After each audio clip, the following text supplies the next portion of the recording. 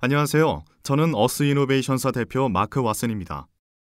몇 년 전 제설제 소금에서 발견된 독성물질로 인해 저의 애완견 그로버와 같은 동네의 강아지들이 갑자기 림프종암에 걸려 죽었습니다. 이것이 저에게 계기가 되어 지금의 에코트랙션이라는 100% 친환경인 제설제를 개발하게 된 것입니다. 수없이 많은 다른 환경 문제점들도 있지만 독성을 많이 지닌 제설제 소금을 사용하지 않을 수 있는 것도 우리의 선택사항입니다. 부디 이 영상을 보신 후 여러분들과 저와 함께 같이 해결책을 찾을 수 있으면 좋겠습니다. 겨울이라는 계절을 좋아하든 그렇지 않든 겨울은 해마다 찾아오고 겨울이 오면 눈보라를 극복하기 위해 도로와 통근 거리를 삽으로 퍼내야 하는 여분의 골칫거리도 같이 온다. 그리고 겨울과 함께 거대한 소금 더미도 같이 등장한다. 여기 북미에서는 우리가 거대한 양의 도로염과 제설제를 여기저기에 던지면 겨울을 녹여 없앨 수 있고 마음만 먹으면 자연의 섭리도 거스를 수 있다고 믿도록 세뇌당해 온 것처럼 보인다. 당신은 캐나다에서 매년 주요 도로 제설을 위해 약 1,000만 톤의 도로염을 사용하는 것을 알았나? 당신이 미국에서 매년 사용하는 3,000만 톤의 소금에 이것을 합산한다면 우리의 겨울 재해에 대처하려는 시도에 북미 지역에서만 매년 거의 4,000만 톤의 소금을 사용한다는 사실을 의미한다. 4,000만 톤의 소금은 정확히 무엇처럼 보이는가? 대형 트럭의 수용력은 소금 25톤이다. 그것은 북미에서 단 한 해 동안 사용하는 소금 총량을 수용하기 위해 1,600만 대의 대형 트럭이 필요하다는 사실을 의미한다.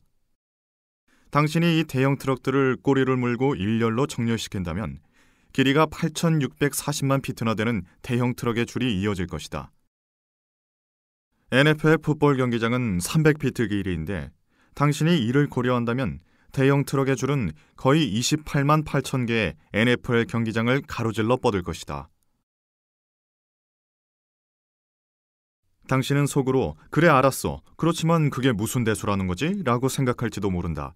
결국 소금은 일단 봄이 오고 눈이 녹으면 사라질 천연물질이지 않나. 4월이 되어 녹는 것은 겨울에 사용한 소금과 모든 더러움을 일소하는 자연의 방식이다. 그렇지 않은가? 글쎄, 우리가 도로와 인도에 쏟아부은 그 소금 전부는 쓸려가지만 사라지는 것은 아니다. 4,000만 톤의 소금은 어디선가 끝나야 하고 그 어디선가는 우리의 흙, 우리의 강과 궁극적으로는 우리의 식수이다. 당신도 알다시피 소금은 부식되지 않고 분해되지도 않으며 확실히 없어지는 것은 아니다. 눈이 녹아 흐르는 물속으로 녹아 들어가서 우리의 하수도로 흐르고 거기서부터 대부분은 우리의 수로로 진입한다. 소금 전량은 164만 리터의 물을 오염시키며 그것은 대략 43만 3,242 미국 갤런이다. 우리가 북미에서 매년 4천만 톤의 소금을 사용한다면 우리는 1경 5,625조 리터나 4천조의 미국 갤런의 물을 오염시키고 있는 것이다. 슈피리어 호수를 3번이고 다시 채우기에 충분한 물이다. 대체로 이 물은 전적으로 미처치 상태이다. 그래서 이 녹은 소금 전부는 우리가 마시는 물에서 끝나고 있다. 확실히 우리 식수는 체내 섭취 이전에 처리를 하는데 염화물과 다른 염화물 소금은 전통적인 물 처리로 제거할 수 없다. 데이비 스즈키에 따르면 토론토 수돗물 단 한 잔이 10억 곱하기 10억 소금 이온을 포함하며 소듐을 제한하는 다이어트를 유지하기에는 너무 많은 양이다. 당신의 진입로 옆에 방치된 채 쌓여있는 작은 더러운 눈더미에 무슨 일이 일어나는지 아는가? 우리의 강으로 흘러들어가지 않는 것은 어떤 것이라도 토양 속으로 흡수되고 마는데 해마다 축적된다. 이것은 토양의 구조를 파괴하고 결국 지하수면으로 끝난다. 일단 소금이 지하수면에 도달하면 예를 들어 워터루 캐나다에서 볼 수 있는 것처럼 지하수면은 영구적으로 오염되고 소금은 다가올 세대까지 축적을 계속할 것이다.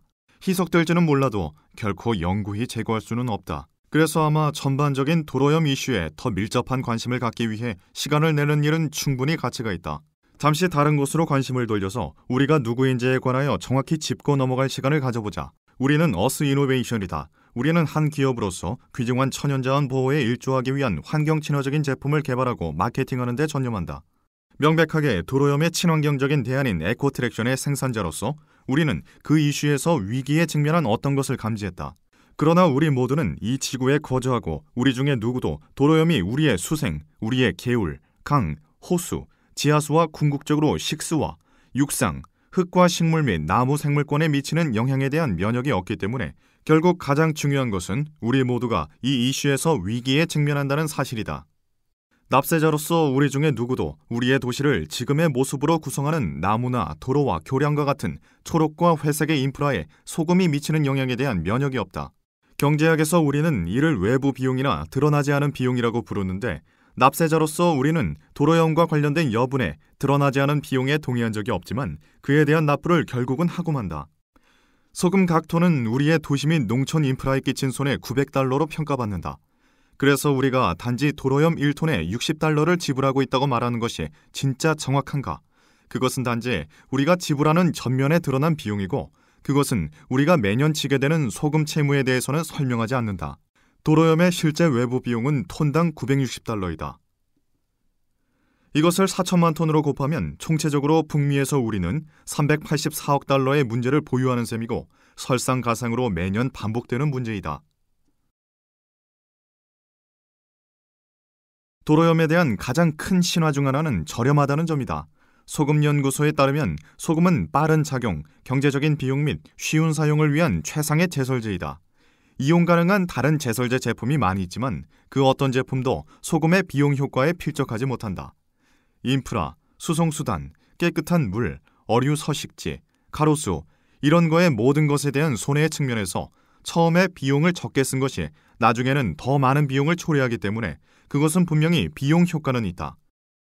아무튼 나는 그것이 소금연구소가 언급하고 있는 것이라는 사실에 의문을 제기한다. 우리는 소금을 대체할 실행 가능한 대안이 정말로 존재하지 않는다고 듣고 있지만, 그러나 과연 그럴까? 스칸디나비아를 보자. 그들은 극도로 추운 기후와 많은 눈을 갖고 있지만 최근에 사실상 소금에 대한 강박적인 중독을 거부했다. 무슨 일이 일어났을까? 그들은 더 많은 자동차 사고가 발생하지 않았고, 구덩이도 더 줄었고, 교통수단을 더 오래 사용하며 환경 상태는 더 양호하다. 우리는 소금연구소가 말한 모든 것을 믿어야 할까? 소금이 저렴하다는 신화의 정체를 폭로할 시간을 갖자.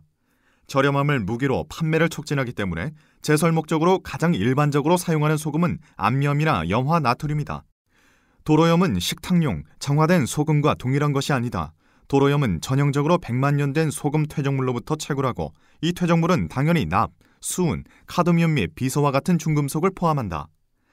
땅속에서 암염을 채굴할 때 세균이 군생할 여지가 있고, 그래서 세균 군생을 막기 위해 때때로 블루프러시안이라고 불리는 페로시안 화합물을 추가한다. 페로시안 화합물은 발암물질로 알려져 있고, 캐나다 환경부는 인간의 인체에 유독한 물질로 선언했다.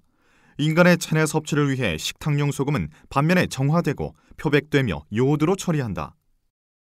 우리의 모터를 이용한 운송수단, 콘크리트 보도, 벽돌 테라스와 공공 인프라를 포함하여 염화 나트륨을 어떤 꽤 해롭고 비경제적인 부작용과 연결하는 증거들은 증가하는 추세다.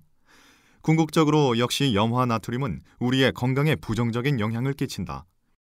도로염이 야기한 부식이나 녹의 가장 일반적인 희생자는 주차장 구조물과 교량의 철근 및 자동차의 금속이다. 그러나 결국 가장 중요한 것은 소금은 모든 것을 먹어치운다는 사실이다. 미 연방 간선도로 시스템에 속하는 대략 거의 60만 개의 교량의 절반이 구조적인 결함을 갖고 있으며 기능적으로 구식이다. 미 연방 간선도로국의 평가에 따르면 미국 교량 노반의 4분의 1은 몹시 악화된 상태이다. 미국 부식 엔지니어링 협회에 따르면 콘크리트 교량 품질 저하의 주요한 원인은 도로염의 사용이다. 소금은 강철 보강바와 기타 교량을 지지하는 다른 강철 구성 요소의 부식을 야기한다.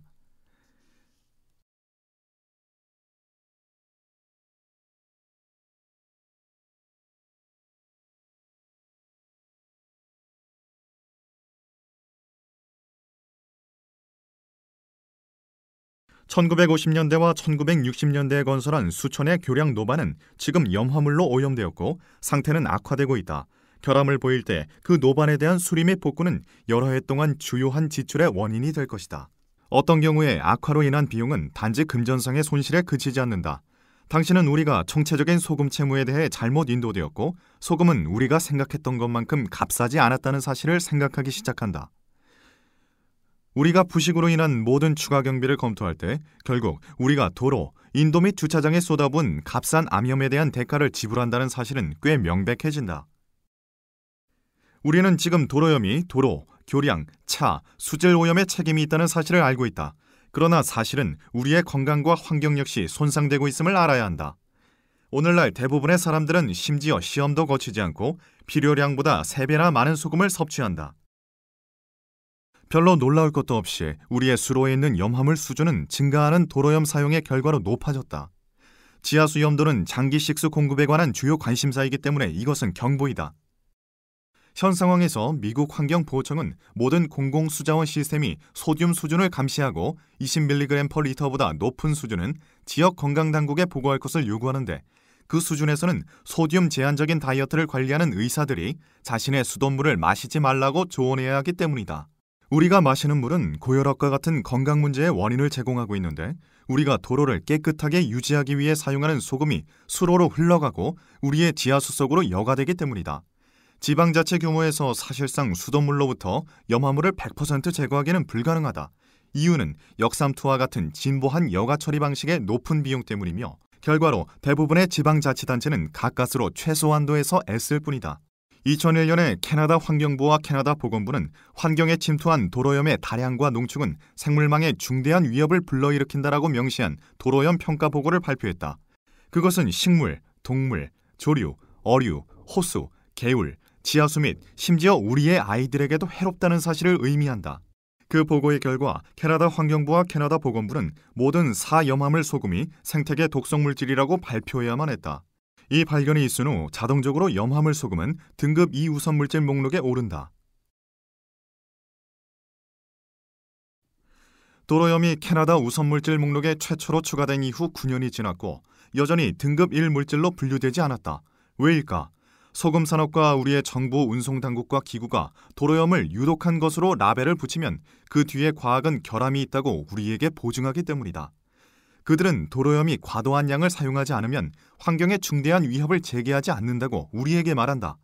나는 당신에 대하여 알지 못하지만 과도한 양과 4천만 톤이라는 단어를 등식화한다. 도로염이 캐나다 정부에 의해 등급 1 우선 물질로 인정받을 때까지 시당국, 도로당국 및 기타 사용자는 소금 사용에 대한 어떠한 법적인 통제도 하지 않을 것이다. 그리고 여기 캐나다에서는 거의 변화가 없을 것이다. 도로염 이슈가 미국에서 더 많은 가시성을 얻을 때까지, 심지어 국경 남쪽에는 더 변화가 없을 것이다. 우리가 매년 사용하는 도로염 4천만 톤은 더 이상 안전하다고 합리적으로 설명할 수 없다. 사실은 우리가 우리의 미래와 다가올 세대의 미래까지 해치고 있다는 것이다. 우리 정부가 이 이슈에 대한 강력한 결정을 내릴 필요가 있는 동시에 우리도 그러하다. 우리가 도로염을 대체할 더 안전한 대안으로 변경할 경우 우리는 자랑스럽게 제대로 했다고 말할 수 있다.